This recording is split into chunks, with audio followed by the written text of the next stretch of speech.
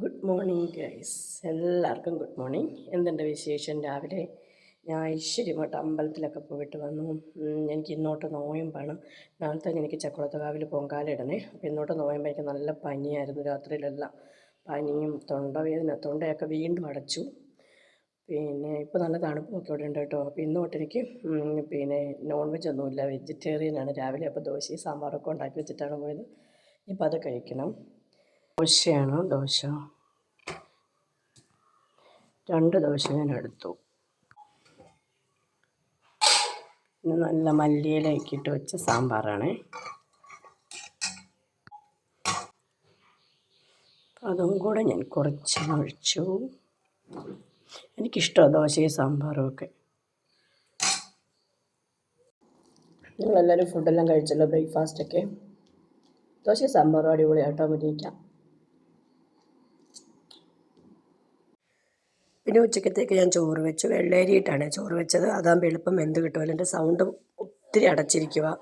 ഞാൻ already voice over കൊടുത്താണ് എടുത്തത്, വോയിസ് കൊടുത്ത.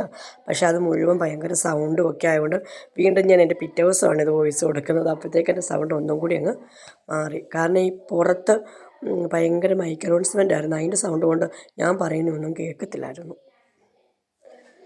ഈ വോട്ടിൻ്റെ പ്രകടനമല്ലയോ, അതാണ്.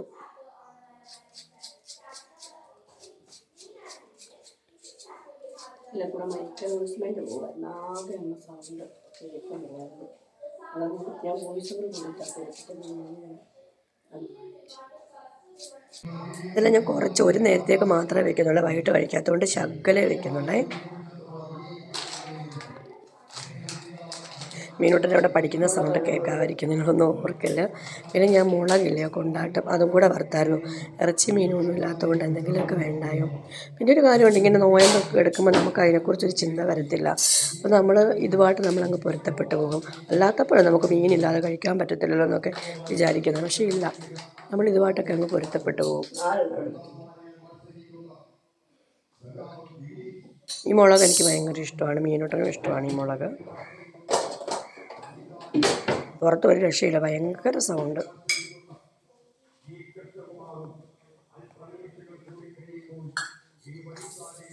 ഒരു 2-3 ഞാൻ വറുത്തുള്ളായിരുന്നേ, ഇപ്പം കഴിക്കാൻ വേണ്ടിയിട്ട് മാത്രം.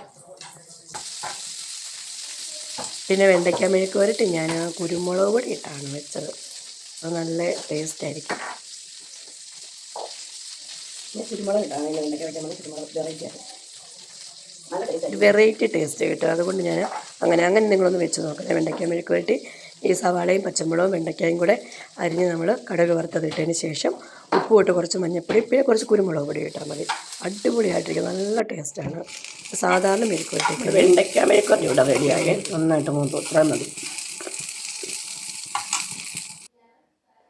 പിന്നെ രാവിലത്തെ സാമ്പാറും വെണ്ടയ്ക്കായും മുളക് വറുത്തതും കുറച്ച് അച്ചാറും കൂടെ കൂട്ടിയാണ് ഞാനിന്ന് ഉച്ചയ്ക്ക് കഴിച്ചത്. അടിപൊളി ഊണായിരുന്നു കേട്ടോ, എനിക്കിഷ്ടമായി. ആരൊക്കെയോ പുറത്ത് വരുന്ന പോലെ ഒരു ഫീല്. കാരണം ഇവിടെ മുഴുവൻ ആൾക്കാരിങ്ങനെ വോട്ട് ചോദിച്ച് വരുന്ന എപ്പോഴാണെന്ന് അറിയത്തില്ലല്ലോ. അപ്പോൾ ഞാൻ അതാണ് ഇടയ്ക്കിടയ്ക്ക് അങ്ങോട്ട് നോക്കുന്നത്. മുളക് അടിപൊളിയായിരുന്നു കേട്ടോ. എന്നാൽ ഇത്രയേ ഉള്ളൂ ഇന്നത്തെ വിശേഷം. എല്ലാവർക്കും ടാറ്റാ.